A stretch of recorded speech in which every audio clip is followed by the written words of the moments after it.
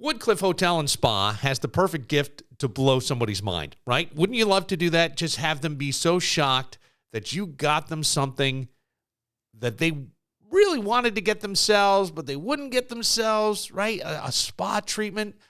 Yeah, go to woodcliffhotelspa.com. And really, I want you to think about this. The holidays get stressful. Everybody's running around. You're trying to do things for maybe your kids, other family members. You forget each other. You forget your relationship. If you go to woodcliffhotelspa.com, they have all kinds of really great packages. Let me tell you about the winter side-by-side spa package. You get to revitalize with your loved one in their side-by-side package for two. Enjoy serene overnight accommodations, a lavish welcome amenity delivered to your room, and a $320 spa credit to indulge in a variety of tranquil and rejuvenating services. Together, extend your peaceful experience with a complimentary 1-hour late checkout. So this includes overnight accommodations of your choice, $320 spa credit to the spa at Woodcliff, the welcome amenity of sparkling wine and cheese and a fruit plate delivered upon arrival. That's just a nice touch, just a great touch, and a 1-hour late checkout. When you go to woodcliffhotelspa.com, book the code side by side. An offer based on availability and not combinable with any other offer or promotion. Offer is non-transferable for canceled or rebooked reservations. Woodcliff Hotel and Spa could really be the gift that they'll remember, especially if you're doing something together. WoodcliffHotelSpa.com. When your old career gives you lemons, throw in some ice, mix in some vodka, and call it a podcast. From the Mac of All Trades studio in Fairport and driven by Victor Chrysler Dodge Jeep Ram, it's Billified, the Bill Moran podcast.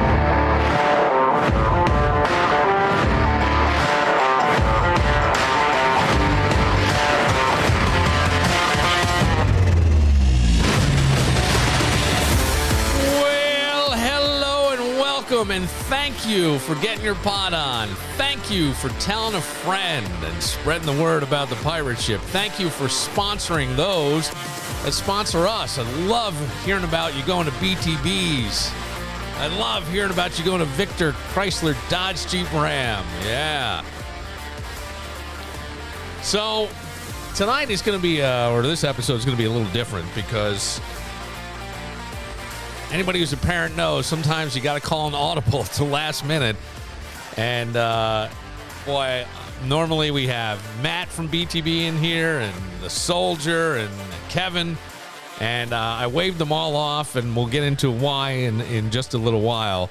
But we're going to have Greg Connors come on, and we'll talk a little bit about being a parent and, of course, about the Buffalo Bills game he was at in the snow and how the team is shaping up and just amazing how amazing they look, and the record that Josh Allen set yesterday. I mean, that's pretty damn impressive. But what I want to do right now is I just want to thank you. I sincerely mean this from the bottom of my heart. So many of you have come along and spread the word about the podcast, and we've grown over the past 2 years, more than I really expected it to. And it is just fantastic, and I sincerely thank you, and I mean that with all the love from my heart, because we're coming up on our second anniversary and kind of debating what we're going to do and when we may air it and all, but it's all really, really thanks to you, and thanks to our great sponsors who've been able to keep us on the air, like BTB, who, by the way, I don't know if you know this, but BTB has dropped their winter specials, and one of my favorites is on there, the Paisano.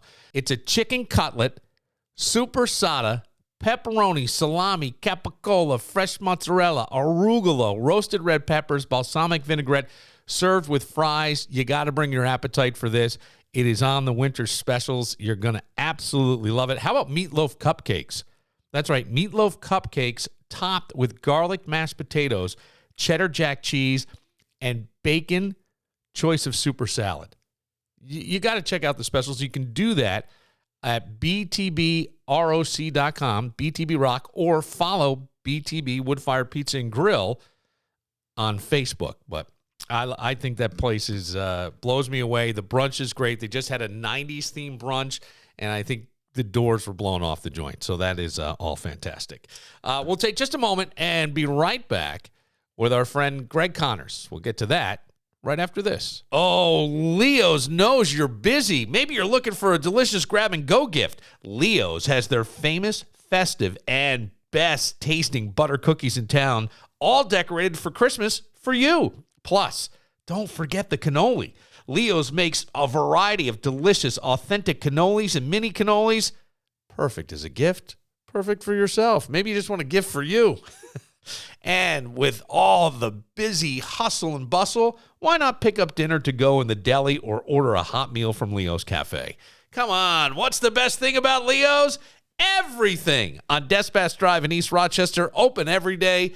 Tell them Billified sent you. Have you been accused of a crime you didn't knowingly commit? During this holiday season, a celebration with friends and family could unexpectedly lead to legal troubles, even finding yourself over the legal limit. That's when you need Circu and Circu. For years, they've successfully litigated every type of criminal case, from misdemeanors to the most serious felony offenses. Their thorough preparation and dedication to protecting your rights makes all the difference. When your personal freedom is at stake, experience matters. At Circu and Circu, they bring integrity and proven courtroom expertise to every case they handle. Don't let legal troubles ruin your holidays. Call Circu and Circu at 585-385-2510 or visit circulaw.com. Tell them Billified sent you. Feeling achy? Tired of popping pills that make you feel like a zombie? Before you turn into one, swing by MJ Dispensary at 900 Jefferson Road in Henrietta. They're in Suite 902, and you got to let their bud tenders work their magic. These aren't your average employees.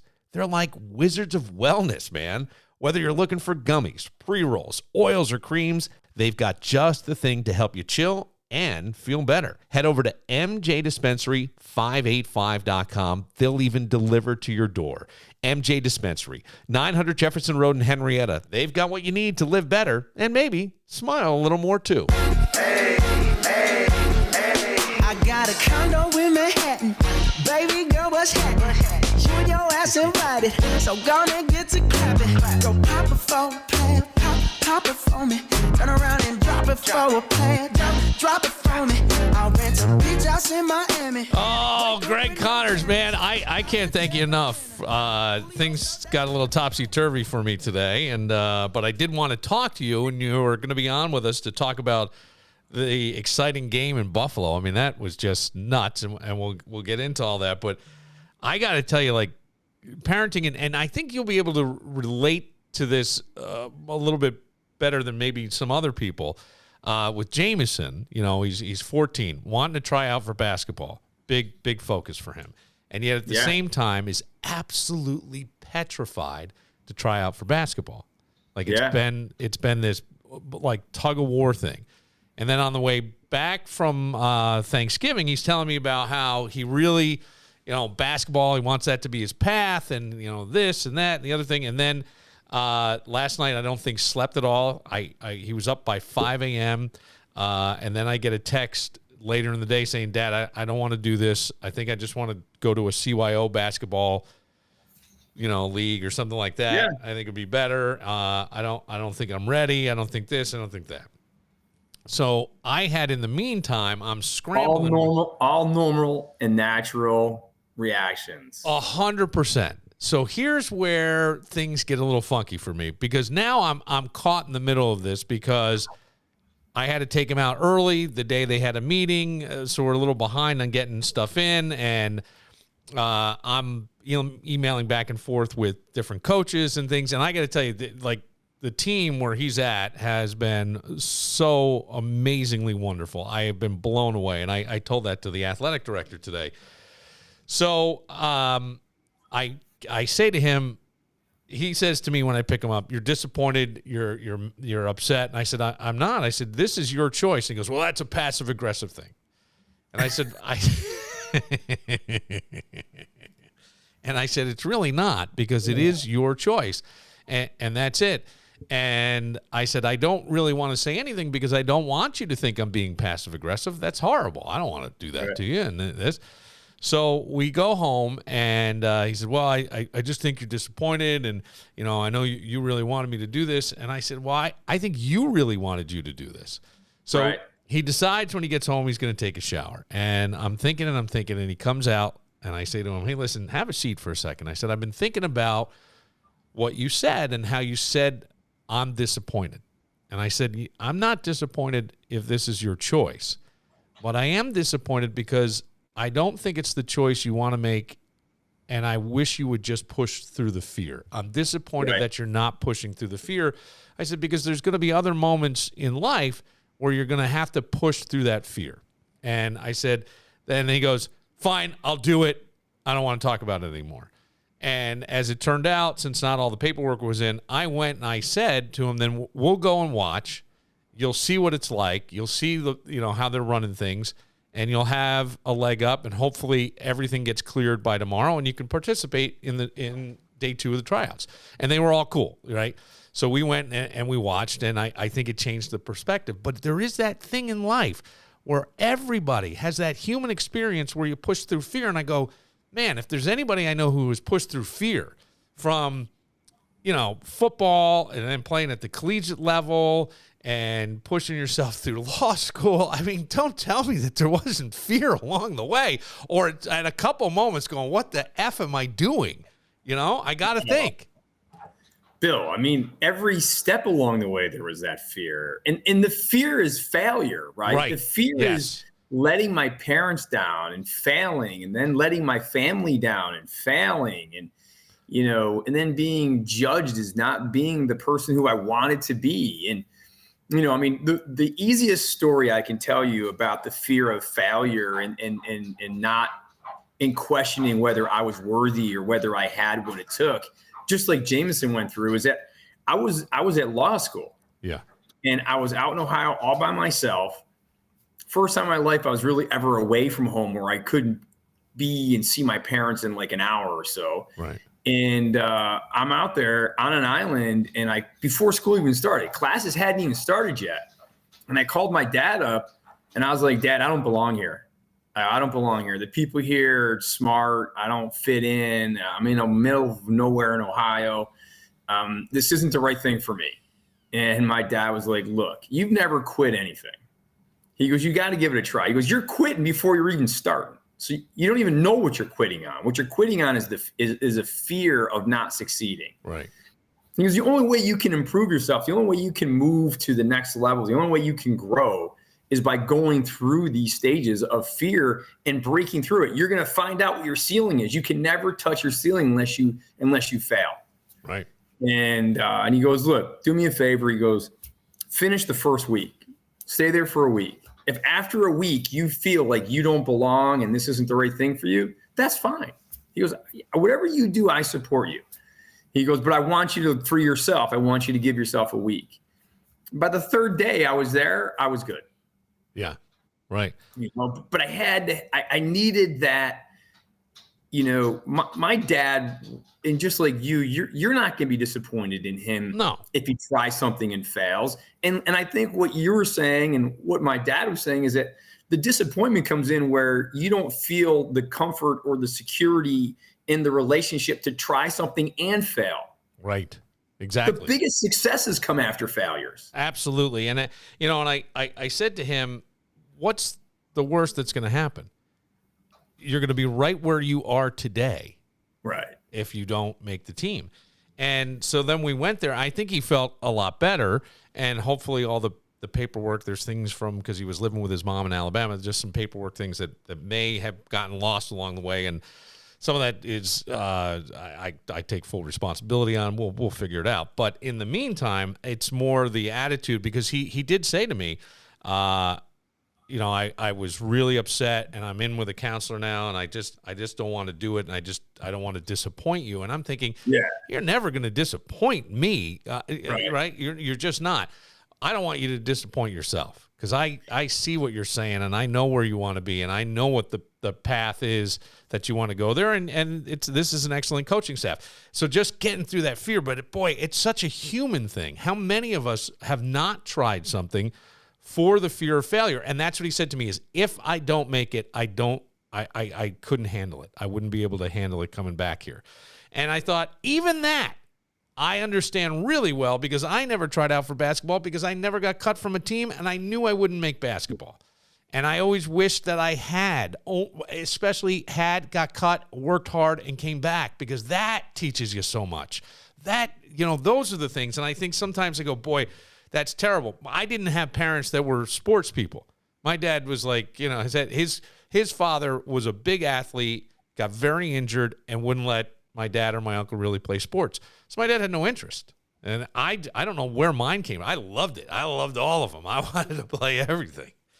And a lot of that is competition. I mean, in sports, the easiest thing for children to kind of get, or kids and even adults for us, is that level of competition. You can go to a court, you can go to a basketball court, you can get competition anywhere, local YMCA, out at a park.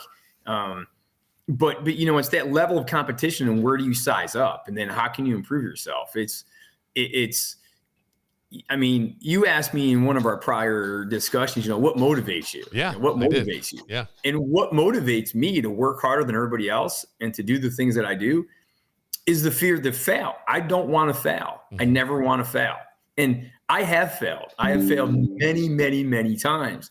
But where the fear comes in, that I think sets people apart, is how do you deal with the failure? Right. Do you take the failure and bury your head in it and be like, I'm no good, I'm not good enough, I'm not smart enough, and then just bury it and then just do something else and stay in your comfort zone? Or do you use that to then propel yourself to say, what could I do differently so I don't fail the next time? Right. And that's always been my mindset, is what can I learn from this so I don't fail?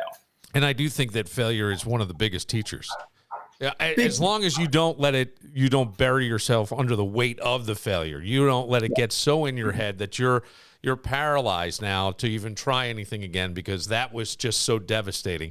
And in that case, figure that out. Talk to somebody, have them help you get through that, because you should never let that happen. Well, that's the one thing when people talk, when you have extremely successful people and they talk about their support network, their support system, whether it be family, whether it be partners, whether it be spouses or loved ones, it's when you fail, how do they treat you? How do they build you up? How do they help you? How do they catch you? And in the support structures you have of the people who have failed miserably but have come back with ultimate success, was the catch. How did your support network catch you when you failed? Right. Was it critical? Was it like, yeah, you knew you couldn't do it? There was too many people doing podcasts. You were never going to make it. Right. Do something else. Right. You're right. Then you're going to get buried in that. Somebody says, oh yeah, well, hey, how about a different niche? How about a different vibe? How about something else that you're interested in? What can you do to kind of catch your passion, work with it, and then become better at it? Like if he doesn't make the team, okay, what do you need to do to get better? What is it? Do you need more court time? Do you need more ball handling? You need to get stronger. What is it? You got to do better footwork. And then, okay, go CYO, go CYP. Yep. Do that program, get the extra court time, work with a trainer, do whatever it takes, and then to come back. I mean, again, the athletic story everybody talks about in our generation is Michael Jordan, right? Yeah. Michael Jordan got cut from his freshman basketball team. Yeah, right. Became the best basketball player ever. Yeah. And I've refrained from saying that because I didn't want to, it's almost like it's expected, I think, that I would say something like that to him. He's always, waiting for the thing. And I've just laid back and done more listening, but I thought on this one, you got to push through the fear, because if you don't do it now, it's going to hold you back on a bunch of other things, whether it's something simply as asking a girl out. Right. That fear, and what could be a great relationship, or just something that you can learn from and enhance your life, and just make life better. Fear holds us back. Well, look, the fear of asking the girl out, that was me forever, right? That was me too. Yeah, come on, that. I was afraid. I was afraid of the rejection, yes, and yes, the ridicule that comes with it as well, and. A kid his age coming from a different district back into this district, he's looking for inclusion. He's looking to be accepted. He's looking to be all those things. And then the easiest way to then separate yourself to do that is to be rejected, not make the team, be ridiculed because you didn't make the team, all those different emotions that come with it. So him having these questions and going through that is a natural thing. Right. And, I think what you're doing as a parent for me is what I would hope every parent would do, is listen more and then just give him a hug, tell him you love him no matter what he does. You just want him to be able to know that he's done everything he can to do and achieve the goal that he has for himself. Right. And I think that that's really important. And I think that on any level, right, even ourselves, what are we kind of, if you took a good look, what am I afraid of? And I should push through that, I think I heard that once from somebody going, what is your biggest fear? Go do that. Yeah. Go do that. And that sometimes is pretty scary. The Bills, though, I mean, holy AFC East champions, they cinched that up yesterday. That was a game that in the beginning, and I don't know what it was like being there. I'm not sure what it was like. We can all look at conditions. We can hear the guys talking about, not being able to get footing and the running being a little bit slower. I saw some pictures from the stands where people didn't even bother shoveling out. They were just shoving their beers and making an ice cooler, an igloo cooler. But, Greg, in the beginning when I saw McCaffrey, it looked like he was going to run all over the Bills, and then he leaves with an injury that now has turned into a season ending for him. Oh, yeah. I mean, look, let me kind of give you our perspective of going to the game, the decisions about going to the game, when we were going to leave. So we're in Rochester. Yeah. The grass is green here. There's no snow. No such thing. This is all myth. Nothing. It's cold here. It was cold here. Don't get me wrong. It was freezing, but we didn't have any snow. So having been back and forth so many times to Buffalo, it was like, okay, once you get to the stadium because of lake effect, we drove. There was one patch between Pembroke and Clarence where there was snow on the grass, but the road was fine. We then get to Clarence, snow goes away. We get to the airport, there's no snow. We get to Walden Ave, where our office is, and all of a sudden there's snow on the ground again. Okay. And then there's snow into Orchard Park. You get to Orchard Park, there's 2-3 feet of snow. It's crazy. It's freezing too. Yeah. Right? Because you're that much closer to the lake now. I don't know if people can understand how close you are to the lake when you're at the stadium. You're pretty close. You're a mile maybe or so, maybe 2. And so you get the winds coming off there, and it's just colder. It's like going to Lake Ontario from Rochester. The closer you get to Lake Ontario here, it just gets that much colder. Yep. Noticeably cooler by the lake. Noticeably cooler by the lake. And it's just freezing. It was like 27 degrees, but if the feel like temperature and the weather forecast was like 10, and it was cold. But we get there, we start to tailgate, the people, the camaraderie, the back and forth. There are people next to us we do fireball shots with, and, the whole thing gets going. So all of a sudden, you get the juices flowing. You're listening to the radio. We're dancing. All of a sudden, you're not as cold. Right. We go into the stadium, and it's snowing, but it's not accumulating. It is the perfect snow globe experience for us. Now, one of the things I am so excited about for our new stadium. Yeah. And for the fans that didn't go, it's going to be so exciting because the stadium with the canopy is going to cover the whole upper deck, so there'll be no snow in the seats. There's no heaters, but there'll be no snow in the seats. It's a 360 stadium with the canopy, so there's going to be no internal strong winds like there were last night coming off the lake. Yeah. The lower bowl will have access to snow. So when the snow was coming down and you saw how it was coming down, like a snow globe softly on, the whole reason why the Paculas didn't do the dome was so that game will allow the snow to fall onto the playing surface area, but not necessarily accumulate up top and affect the full effect of the stands. We were underneath the overhang of the 300 level, so we weren't getting snow, and you don't get rain. Right. And we're protected from the wind. It truly was like you were sitting in a snow globe watching an NFL game in front of you in perfect conditions. That's amazing. It was magical. Yeah. Absolutely magical. And, but then you go down to the 100 level and the 300 level, which doesn't have a canopy, doesn't have anything. And Bill, there were people, it had to have been miserable for them because it's 10 degrees, but you're standing in snow. Your feet are in the snow. They're wet and they're cold. And if you sit down, you're sitting on wet, cold snow. It must have been miserable. The Bills Mafia has got to be the toughest fan base in all of the NFL because those conditions were unbelievably miserable. And they had guys with their shirts off, and every time they scored, the snowballs were going in the air, and it sounded. Chris Collinsworth was saying, if they get in that end zone, look for the snowballs to be. And sure enough, and they weren't really. It didn't look like they were going on the field. It just looked like people just throwing them straight up. I can't remember which game it was, but it was one of the playoff games, and they scored, and the fans in the end zone took the snow and threw it up in the air. Yeah. And they created it's very theatrical. And they put it in slow motion and all that. And so that was really what a lot of it was going on. There's always going to be a couple of Yahoo nimnods who are so drunk and they're trying to throw snowballs onto the field, see if their arm can still make it. Yeah. And next thing you know, they got torn rotator cuffs and they got epicondylitis from it. But it was a tremendous atmosphere. It was loud. It was raucous. It was cold. But after that first series, getting to the game itself, right, we get the ball first. We don't score. We got to punt. And it's just like, okay, defense has got to shut them down. McCaffrey in that first series was like, he was. Oh, my God, he's back. Yeah. The defense bends, but they don't break. They hold them to the field goal. And it's like, okay, now we got to score. We go down, we go 7-3. It's like, all right, game on. Now we just got to stay ahead of them. And that's where the defense really adjusted to the running game.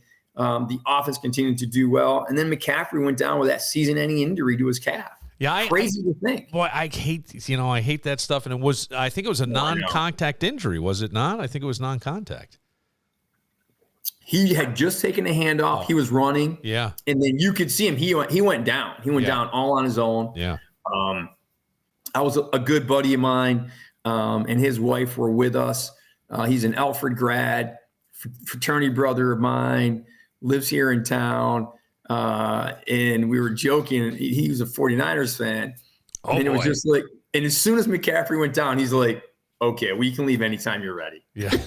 Oh, that's too bad because he really, you see how important he is to that offense. But on the other side, how important Josh Allen is to the Bills offense. I'm going to say our offense, but the Bills offense. I mean, this is the guy who I don't know where he is in the MVP talk, but that yesterday being the first quarterback in NFL history to score touchdowns, running, passing, and receiving in a single game is just crazy. In a single play. Excuse me. Yes. Bless you. Yes. In a single play. It was insane. And watching it, you see Amari Cooper, who, by the way, made a great catch. I mean, he had to grab that. I still think the way that when I saw the replay, Josh makes a horrible throw to him. Amari gets his hand on it, brings it into his body. It looked like Josh ran over there thinking because the ball bounced in the air, if he fumbled it or they caught it, took it out of his hands, he wanted to be there to make sure that they didn't run up the field, that he would then make a tackle. Right. But when he got there, Amari has it in his possession. Yeah. Amari says we made eye contact, and he goes, I just tossed him the ball. You got to love that. I mean, that's just veteran play, right? I mean, that's just veteran play. And it's some of the things we've come to know about Mahomes. Yeah. Well, you know what it's like? It was like many football games on Thursday and Friday in all the United States where everybody went back and did their turkey bowl. Yes. How many times did that play get thrown where you took it and you do the hook and lateral and you toss it? Right. They were all over the place. All over the place. And these guys at the highest level instinctively played the game. They were having fun. This team is having more fun playing this game than I've seen a Bills team even back to the Kelly days, because the bickering Bills were a pain in the ass to each other. Yeah. These guys are not the bickering Bills. This is the family Bills. This is the love Bills. Yeah. And it's showing on the field. And it showed even after the game. I saw McDermott getting interviewed. Josh comes up. They do a snow angel, each of them, all right, side by side. And then he gets up and takes off the Bills cap on McDermott's head and gives him an AFC East champion hat. And that camaraderie, that feeling, that love, that thoughtfulness, doing it for the person that's next to you and making sure that you don't fail. Yeah. Because you don't want to let down the guy next to you. Right. That's what raises that level of competition. That's what raises that level of preparedness, because that's what it's all about. And in the end, it's those little things. I made a comment earlier in the game where Greg Rousseau, I think it was the first or second quarter, Rousseau makes an upfield rush. He comes back all the way back around up the field and then hits the guy from the back, finishes the tackle with him, but finishes him from behind. And I said to my buddy, I was like, Rousseau's play on right there and that situation, that's the difference at the end of the game when nobody quits and everybody gives that last-ditch effort on every play. Yeah. That's how you win championships. And that's what these guys are doing. It sure seems like that's where things are headed, right? I don't know if every Bills fan feels a little snake bitten by, so you don't want to say too much. Of course we do. In any direction. Scars from 4 years, from 20, 30 years ago. I know. But as you watch this, you think this really could be the season, and who would have thought? This was supposed to be the dip. I don't want to say rebuild, but the dip year. And boy, if anything that they've learned, or I as a fan have learned, this is a team that is a team. It's an absolute team, and you can see on both sides. I mean, you had, I was saying, really, what were the names on your defense once you got past linebacker and into the backfield? DeMar Hamlin, there were people who were saying DeMar shouldn't have been on the team. Right. There was talk of that. So, boy, I got to tell you, the coaching job has been unbelievable. Now, could there be better on every level? Yes, we've talked about clock management. We've talked about all that stuff. But, boy, get past those little hiccups in the regular season as you head into January. Who knows where this could end up? Well, Bill, it's like we were talking about with Jameson earlier. It's about learning from it, right? Yes. You make a mistake, you fail. You didn't get the goal. You didn't accomplish what you wanted to accomplish. What'd you learn from it? Don't repeat the same mistake. Learn from it. And, I think what McDermott and his staff have done this year is that they've learned through the failures and they've learned through the adjustments they've had to do in order to adapt to the personnel. I think Bobby Babich, on all accounts, as a defensive coordinator for the first time in his life under McDermott, has done a phenomenal job with adjustments, in-game adjustments, halftime adjustments, putting the guys in the right positions, understanding and anticipating how the offenses are going to run, what they're going to be doing. It's an exciting time. The one thing in the NFL, anything can happen on any given week. You got it. Yes. And it's all about emotion, and it's all about being prepared. And at this stage of the season, it's about who is emotionally and physically prepared to go out and to compete. And the one thing about McDermott that he seems to do day in and day out, just like Tomlin, Mike Tomlin is the same way. You can never count that guy out. No. We're traveling to LA this weekend. You are. We're traveling. Are you going to LA? Yeah, Jen and I are going to LA. Yes, all right. That's great. It's they've lost 2 games. We haven't been to. There's only 2 games we haven't been to. They've lost. So I have to make the trip out to LA. I can't let them down. You are their good luck charm. That's it. You need a Connors and Ferris West Coast office. Right. Legret. I think Legret would agree with that. He probably would. I think you got to make that call. As you were watching games over the holiday weekend, I don't know if you were like me, but really rooting for the Raiders to beat Kansas City. That was the Black Friday game. I was I really thought, and I don't know, because that game is so hard to play. It just is. And every team is trying to outdo the other team to the point where there's probably been some cheating. I don't know that right now in the league. I don't want to say that, but we know of trying to steal signals and get plays and anything that's going to give you an edge, right? Anything. Because it's Bill Belichick. Yeah, it's just if that. You're not cheating, you're not trying to win. You're just that little edge, right? And sometimes that's all the difference. But boy, Kansas City, you would think, would be handling these teams better. I don't think the Carolina Panthers, they have a terrible record, but they're not an easy out. They gave them a run. They gave this past weekend, they made a run. Look, the worst teams in the NFL have a ton of potential. Yes. Look at the Jets, for example. The Jets have got talent on that roster, but one thing they are not is a team. That's true.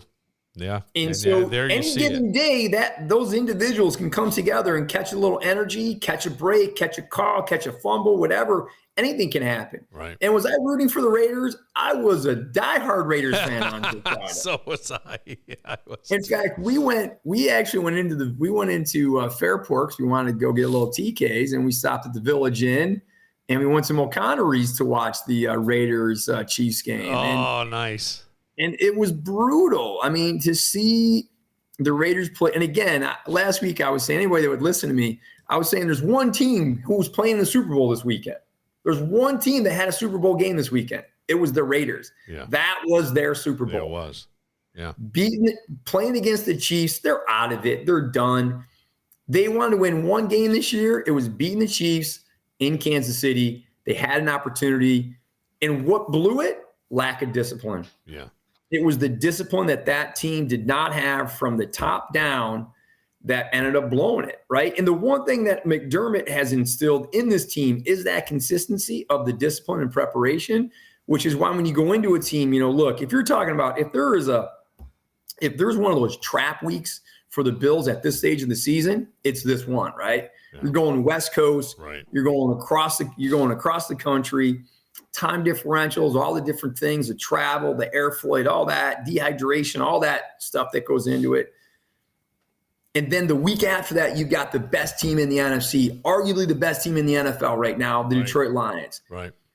You look past this team going the West Coast, all stuff, because you're looking to play the Lions. Oh, and by the way, the Rams stink. Well, I shouldn't say they stink. Well, they're one game behind in the NFC West, but they're like barely 500. Yeah. So that's a team you can look through or look past. I have the confidence and the trust, the way that McDermott is about that discipline, about that preparation, and about making sure these guys are emotionally and mentally prepared to play the game at a high level. It's him. And that's the thing over the years that he has done. In going into LA, I think they can do it. They've played there before. They've won. They've got the routine down. But you get a team like the Raiders, they didn't do it. They lose. A bobbled snap. Are you kidding me? Yeah. Driving me crazy. That kind of mistake. I would have lost my mind if that were the Bills. I'd be yelling for McDermott to get fired. I'd be firing the center. Right. I'd be throwing the quarterback out. Talk real quick about the Lions, because much like the Bills, they've come together as a team. They, too, have lost key components on defense and yet haven't really lost a beat. And there is this whole thing of a buy-in. And I think, in the beginning, their coach was taken a little bit, this is a joke, I think, a little, talking about, we're going to break their knees, and we're going to do this. And then he was crying at one point. And I think, but you look at him now and you go, he did it. He got that team to be a team. He took, I don't think Jared Goff wanted to go to Detroit. I will say that. So you took that guy and who was a number 1 overall pick, right? They just swapped number 1 overall picks in a way. And sure it paid off for the Rams for what they wanted at that time. But here you're starting to see, wait a second, Jared wasn't done. And the whole thing. And boy, that's just an amazing, amazing turnaround. When you talk about the importance of coaching, right? Yeah. You can't underscore the significance of what a leader does to an organization. Dan Campbell, Sean McDermott are probably the two preeminent examples of how leadership and how leaders change organizations. Right. The Bills hadn't been in this playoffs in 17 years. Right. 17 years. Right. I We've know. been there 7 out of the last 8. Yeah. Dan Campbell, the Lions had been horrible. They've been a laughingstock of the NFL for how long? 30, 40 years? You always knew they were going to lose on Thanksgiving. Always. Dan Campbell came in and gave them a toughness, gave them something to believe in, gave them everything, what it took, a path of accountability and leadership to be successful, and they have bought in, and look where they are. Yeah. I mean, candidly, I don't know if I've told the story on the podcast. I think I've shared with you is that I'm like a closet Lions fan. Yeah. Because when I met Mr. and Mrs. Wilson and I learned that he was a part owner of the Detroit Lions before he became owner of the Buffalo Bills, and his passion just for football was from him growing up in Detroit, and with the Lions team, it was just like, oh yeah. And then they had Barry Sanders, they had Megatron. Yes. They had all these great players, but they just couldn't win the games. Could not they just put it couldn't together. Win. Right. It was a town of losers, right? It was Rust Belt City. There's this once great city, and now the city's run down. And they had this once great football team, and now their team is horrible. And it was like, this team is destined to lose.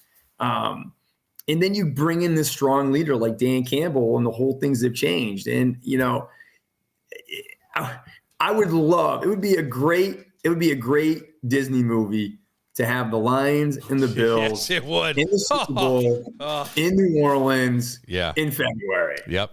And that is a possibility at this point. I think a lot of people are putting some money on that in Vegas as we speak. I really do. Oh, yeah. Yeah. Well, Greg, I really appreciate you taking some time tonight, and thank you for all the advice, all the support through the years. We're coming up on our 2nd anniversary, so we're excited about that. And things are good, and I greatly appreciate it all from you. No, it's my pleasure. Always love talking with you. Sorry I couldn't get there tonight. No, I got a little late coming in from Buffalo and the dogs and dinner. And I got you. Trying to make sure that I take care of everything else. So yeah, but it's always great to talk with you.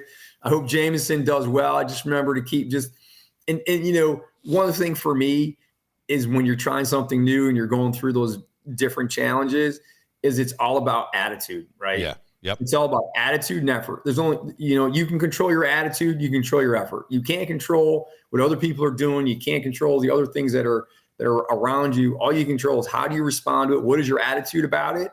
And then what is the effort you put into it? Right. And one thing that my parents instilled in me is always do it with a smile, always stay positive, and then always make sure that you leave everything wherever you're at. Leave it on the court, leave it in the courtroom. Don't walk away thinking, had I just done this or just done that, just do it. And if you fail, you fail, learn from it, move on. Yeah.